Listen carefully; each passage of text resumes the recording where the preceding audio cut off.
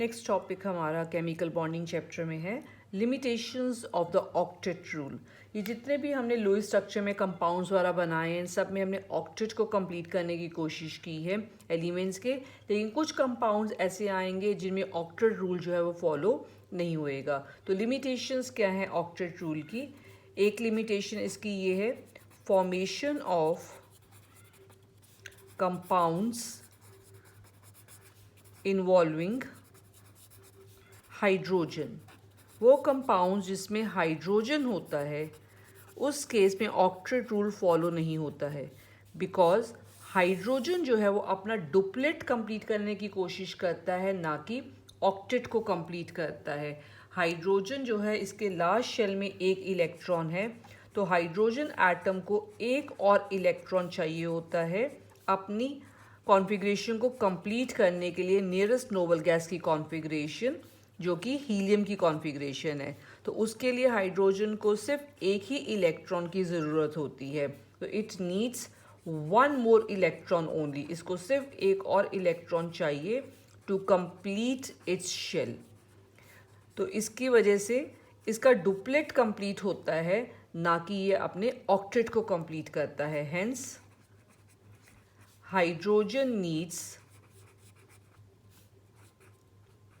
to complete its duplet and not octet, जिसकी वजह से जो हाइड्रोजन वाले कंपाउंड होंगे उनमें ऑक्टेट रूल जो है फॉलो नहीं होता है, उसमें हाइड्रोजन अपना डुप्लेट जो है वो कंप्लीट करता है। तो ये एक लिमिटेशन हो जाती है ऑक्टेट रूल की। दूसरी लिमिटेशन है फॉर्मेशन ऑफ कंपाउंड्स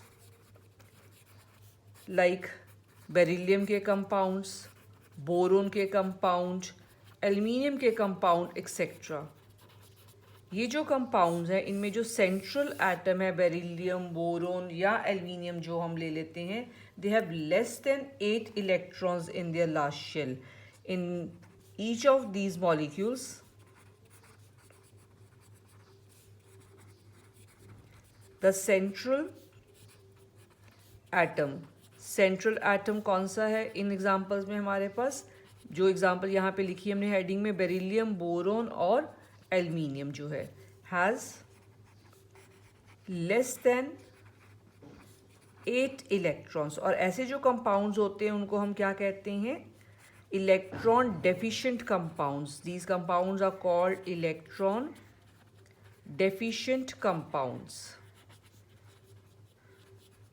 जैसे कि अगर हम यहाँ पे BeCl2 लेते हैं कंपाउंड BeCl2, तो Be सेंटर में आएगा, Cl जो है इसके अराउंड होंगे। अब इनके लुईस सिंबल्स बनाते हैं। बेरिलियम के लास्ट शेल में 2 ही इलेक्ट्रॉन्स हैं, Cl के लास्ट शेल में 7 इलेक्ट्रॉन्स आते हैं यहाँ पर। अब इस केस में Cl को एक और इलेक्ट्रॉन चाहिए जो ये बेरिलियम के साथ शेयर कर लेगा, इधर भी Cl को एक और चाहिए जो बेरिलियम के साथ शेयर कर लेगा। तो इनका तो ऑक्टेट पूरा हो जाता है Cl का। लेकिन इस केस में बेरिलियम के लास्ट शेल में 1 2 एक एक इलेक्ट्रॉन इसको एक एक Cl से मिलेगा। तो इसके लास्ट शेल में सिर्फ कितने इलेक्ट्रॉन्स हो गए? 4 इलेक्ट्रॉन्स हो गए। तो beryllium has 4 electrons around it. तो लेस देन क्या है? 8 इलेक्ट्रॉन है, thus octet rule is violated. यहाँ ऑक्टेट रूल जो है वो वायलेट होता है। एक और एग्जांपल ले लेते हैं इसके लिए, BF3 की एग्जांपल ले लेते हैं। BF3 में बोरोन और इसके अराउंड 3 साइड की तरफ क्या है? फ्लोरीन है। फ्लोरीन के लास्ट शेल में होते हैं 7 electrons, 7 electron in the last shell of fluorine. और बोरोन के लास्ट शेल में होते हैं 3 इलेक्ट्रॉन्स। बोरोन के पास है 3 electron in its last shell. अब बोरोन एक एक इलेक्ट्रॉन जो है फ्लोरीन के साथ शेयर कर लेगा और फ्लोरीन के कंप्लीट हो जाते हैं यहाँ पे 8 इलेक्ट्रॉन। एंड बोरोन जो है इसके पास कितने इलेक्ट्रॉन्स आएंगे? 3 इसके अपने हैं और 3 इलेक्ट्रॉन इसको 3 फ्लोरीन एटम से मिलेंगे। तो टोटल कितने हो जाएंगे? 6 electron in its last shell. तो beryllium has 6 electrons, boron has 6 electrons around इट। तो less than 8 electron, that mean this also violates the octet rule. तो कुछ हमारे पास आ जाती हैं एग्जांपल्स हाइड्रोजन के कंपाउंड की जहाँ डुप्लेट कंप्लीट होता है, कुछ ऐसे कंपाउंड जिसमें जो सेंट्रल एटम होता है उस पर लेस देन क्या होते हैं 8 इलेक्ट्रॉन होते हैं, और ऐसे कंपाउंड्स को क्या कहते हैं इलेक्ट्रॉन डेफिशिएंट कंपाउंड्स कहते हैं। अब थर्ड हमारे पास जो लिमिटेशन है वो है formation of compounds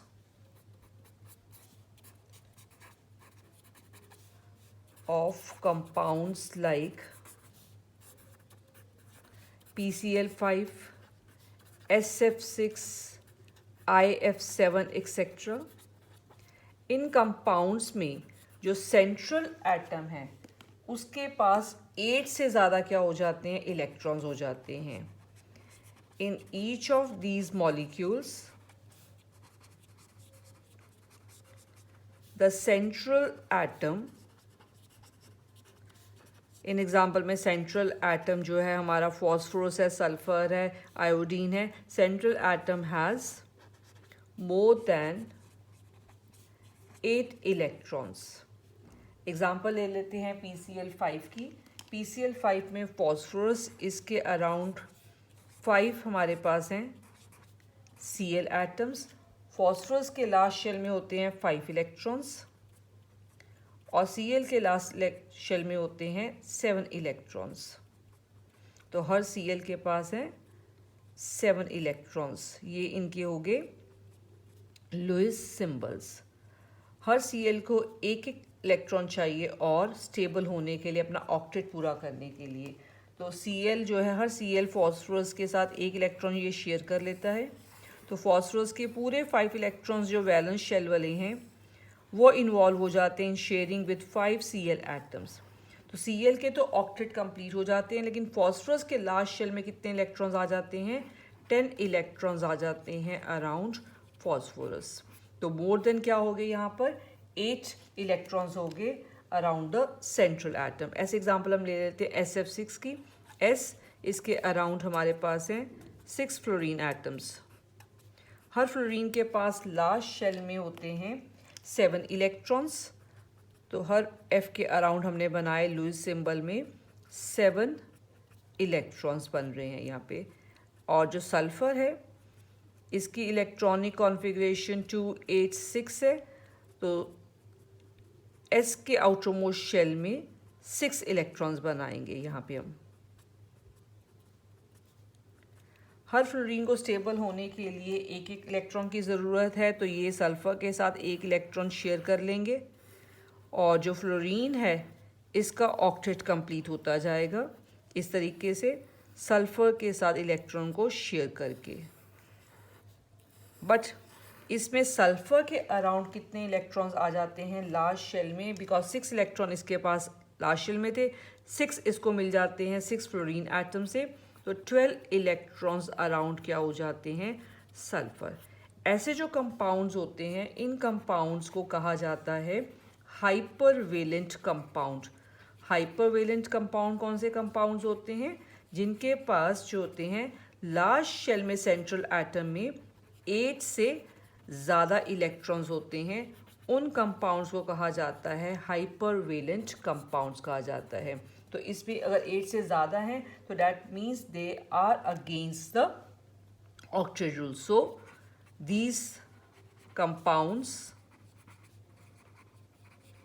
violate octet rule. ये ऑक्टेट रूल को वायलेट करके बनते हैं ये वाले कंपाउंड्स। फोर्थ एग्जाम्पल या फोर्थ लिमिटेशन हमारे पास जो है वो है formation of compounds of noble gases. जो नोबल गैसेस के कंपाउंड्स बनते हैं वो भी हमारे पास लिमिटेशन टू क्या होता है ऑक्टेट रूल होता है, बिकॉज ऑलरेडी नोबल गैसेस क्या होती हैं स्टेबल होती हैं। बाकी सारे जो एटम्स होते हैं वो nearest noble gas configuration attain करने के लिए ऑक्टेट कंप्लीट करते हैं, लेकिन यहाँ पे तो ऑलरेडी जो हैं नोबल गैसेस इनके ऑक्टेट क्या होते हैं कंप्लीट होते हैं। लेकिन जो हीलियम है, हीलियम के केस में डुप्लेट होता है, हीलियम अपना डुप्लेट कंप्लीट करता है यहाँ पे। तो ऑलरेडी इनके पास जो है स्टेबल कॉन्फ़िगरेशन होती हैं। तो अगर स्टेबल कॉन्फ़िगरेशन है they should not form compounds, क्योंकि अगर अब कंपाउंड्स बनाएंगे तो ये इलेक्ट्रॉन्स जो हैं जो ऑलरेडी स्टेबल हैं ऑक्टेट जिनका कंप्लीट है वो या तो इलेक्ट्रॉन को लूज़ करेंगे या इलेक्ट्रॉन को क्या करेंगे गेन करेंगे। तो नेचुरली उसमें ऑक्टेट रूल क्या करेगा वॉयलेट करेगा। तो इसमें जो है they should not form compounds, however there are compounds like XeF2 बनता है, XeF4 बनता है, XeF6 कंपाउंड बनता है, XeO3 कंपाउंड बनता है, KrF2 कंपाउंड एक्सेट्रा बनते हैं। They have been prepared, actually इनको बनाया गया है, so they are formed with an violation of octet rule. ये हमारे 4 लिमिटेशन हो गए। अब नेक्स्ट लास्ट लिमिटेशन पे आते हैं। 5th लिमिटेशन यहाँ पे आती है formation of odd electron bonds, यहाँ जिसको हम कहते हैं ऑड इलेक्ट्रॉन मॉलिक्यूल्स भी बनते हैं। कोवलेंट बॉन्डिंग में हम पढ़ते हैं सिंगल बॉन्ड बनता है, डबल बॉन्ड बनता है, ट्रिपल बॉन्ड बनता है।